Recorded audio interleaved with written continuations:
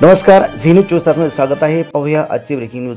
बीड येथे मारहाणीत मृत्यू झालेल्या विकास बनसोडेच्या कुटुंबाची दीपक केदार यांनी घेतली भेट. बीड जिल्ह्यातील आष्टी तालुक्यातील घुमर पिंपरी या ठिकाणी मारहाणीत मृत्यू झालेल्या ट्रक चालक विकास बनसोडे या तरुणाचा जालना जिल्ह्यातील भोकरदन तालुक्यातील बोरगा तालु येथे त्याच्या मूळ गावी ऑल इंडिया पॅन्थर सेनाचे अध्यक्ष दीपक केदार यांनी कुटुंबाची भेट घेतली आहे. विकास बनसोडे मृत्यू प्रकरणी विविध कलमानुसार गुन्हा दाखल केला आहे. सदरील प्रकरणात तपास बीड पोलीस करत आहेत. विकास बनसोडे यांची केस फास्ट ट्रॅक कोर्टात चालवावी, कुटुंबातील एका सदस्याला शासकीय नोकरी द्यावी, आरोपीला कडक शासन करावे अशा मागण्यांसह राज्य शासनाला इशारा दिला आहे. दिनांक 21 मार्च रोजी विभागीय आयुक्त कार्यालयावर मोर्चा काढणार असल्याचे माध्यमांच्या कॅमेऱ्यासमोर बोलताना सांगितले. ब्युरो रिपोर्ट, झी न्यूज 24 तास, जालना. चला, बातम्या आवडल्या चॅनल सबस्क्राईब करा, बेल आयकॉन प्रेस करा, लाईक कमेंट शेअर करू नका. धन्यवाद. काय सांगाल आज की ह्या बनसोडे कुटुंबाची भेट घ्यायला आले तुम्ही, एकंदरीत काय परिस्थिती काय सांगाल? त्यांच्याकडून सगळा ही घटना समजून घेतली. अतिशय भयंकरपणे त्याला मारहाण झाली, क्रूरपणे मारलंय, वेगवेगळ्या हत्यारांनी मारहाण केली आणि आता पोस्टमॉर्टम रिपोर्टसुद्धा आला आहे की त्याला मारहाणीमुळे त्याचा मृत्यू झालेला आहे. एवढं क्रूरपणे मारलंय की त्याने आवाज करू नये म्हणून त्याच्या तोंडामध्ये कापूस आणि त्याचसोबत एक दगडसुद्धा कोंबण्यात आलेला आहे.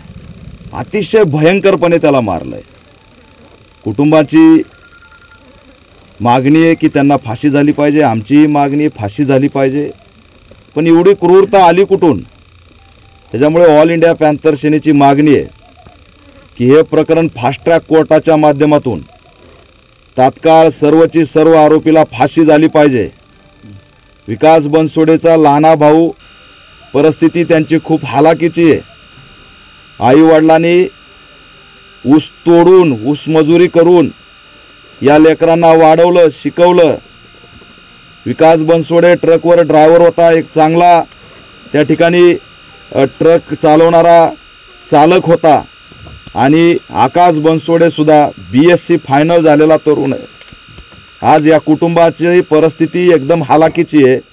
त्याच्यामुळे आमची ही सुद्धा मागणी आहे की आकाश बनसोडे हा त्याचा जो लहाना भाऊ आहे त्याला शासकीय नोकरी मिळाली पाहिजे.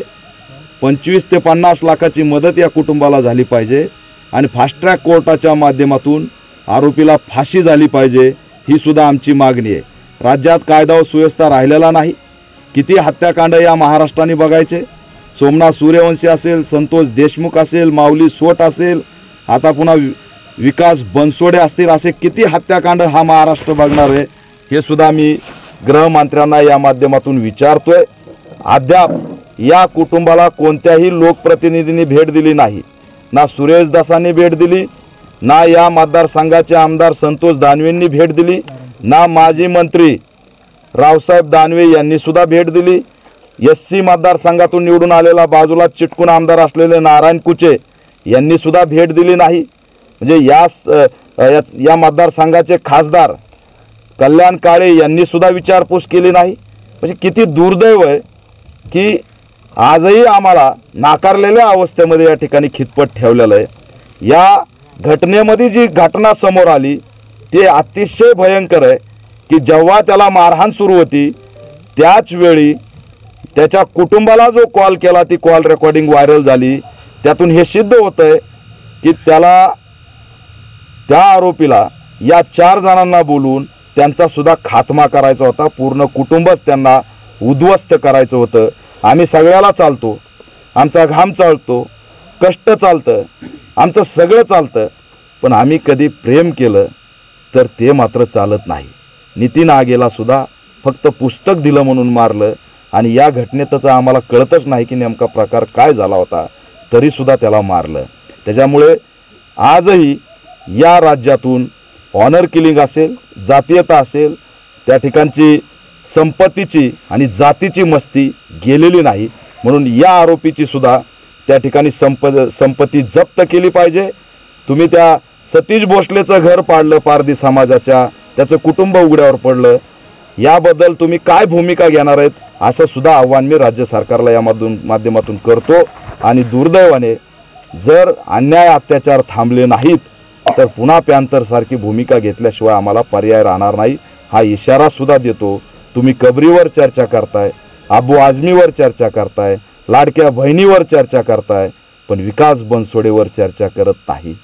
छगन भुजबळ त्यांच्या जातीच्या माणसासाठी चर्चा करतात, सुरेश धस त्यांच्या जातीच्या माणसासाठी चर्चा करतो, पण विकास बनसोडेसाठी कुणी चर्चा करत नाही. हे दुर्दैव आहे.